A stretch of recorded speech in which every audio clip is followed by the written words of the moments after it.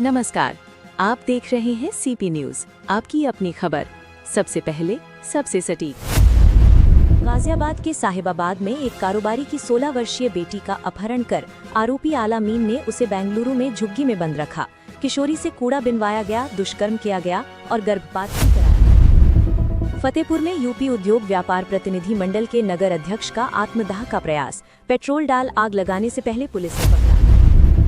लखनऊ में petrol diesel से लोगों को राहत, घरेलू सिलेंडर की डिलीवरी में लंबी वेटिंग बरकरार। पड़ोसी देश नेपाल में फिर कांपी धरती, एक सप्ताह में दूसरी बार भूकंप से लोगों में दहशत। बलरामपुर में आत्मदाह के 17 दिन बाद दुष्कर्म पीड़िता की मौत, 4 आरोपितों पर केस दर्ज। अयोध्या में फरार हिस्ट्री शीटर संजय सिंह के घर हुई कुर्की, 1993 में बंदूक लूटने के मामले में कार्रवाई।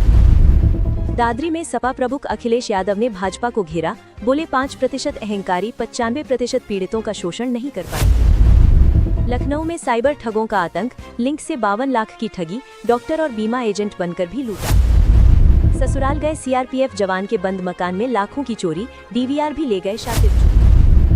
आजमगढ़ में 3 लाख उज्ज्वला उपभोक्ताओं की बढ़ी परेशानी, 45 दिन से पहले नहीं बुक होगा सिलेंडर। अखिलेश यादव धरातल के नहीं विरासत के नेता हैं, ओपी राजभर ने सपा पर बोला हमला। नोएडा एयरपोर्ट पर विश्व स्तरीय सुरक्षा का इंतजाम, भारत निर्मित मिनी रोबोट और 360 डिग्री एआई कैमरे से होगी निगरानी। प्रयागराज में सुपर स्पेशलिटी हॉस्पिटल जल्द बनेगा, केंद्र सरकार ने जारी की 6.50 करोड़ रुपए प्रोत्साहन राशि। यूपी बना देश की इकोनॉमी का ग्रोथ इंजन, सीएम योगी बोले 9 साल में 9 लाख युवाओं को मिली सरकारी नौकरी। यूपी पंचायत चुनाव में हरे रंग के बैलेट पेपर पर लिखा जाएगा प्रधानों का भाग्य, सफेद मतपत्र से चुने जाएंगे सदस्य। पी रोड बाजार में भीषण आग, गारमेंट्स की दुकान में शॉर्ट सर्किट से भड़की आग। प्रधानमंत्री नरेंद्र मोदी ने मन की बात में मेरठ के किसान अरुण पूनिया की सौर ऊर्जा के सफल उपयोग के लिए सराहना की।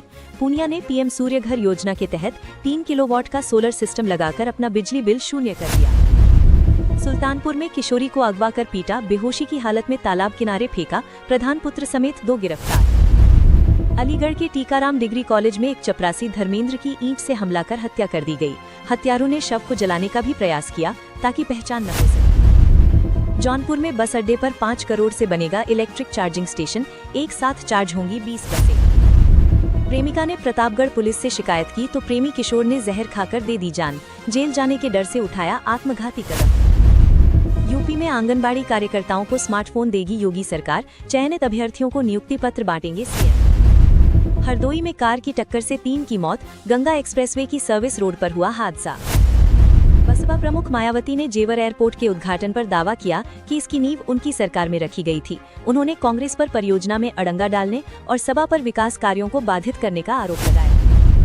बेनामी के दौरान आधार सर्टिफिकेशन के लिए अब मिलेगा आइरिस स्कैनिंग का ऑप्शन, 1 अप्रैल से लागू होगी व्यवस्था। इजराइल, अमेरिका और ईरान के बीच चल रहे युद्ध का असर फतेहपुर के बाजार पर दिख रहा है। प्लास्टिक उत्पाद, पीवीसी पाइप और पैकिंग सामग्री 20-30% तक महंगी हो गई है। वाराणसी में मुस्लिम युवक के साथ बुर्का पहनकर गोपालगंज की हिंदू युवती विमान से जा रही थी मुंबई, सीआईएसएफ ने संदेह पर पकड़ा। शादी कराने का झांसा देकर युवक को बुलाया, बंधक बना, सिर मुंडवाया, 2 गिरफ्तार। रायबरेली में मरीज की मौत के बाद भागे तीमारदार, पिता ने जहर देकर मारने का आरोप लगाया। कुशीनगर में तैयारियां पूरी, 30 मार्च से 71 केंद्रों पर होगी गेहूं खरीद।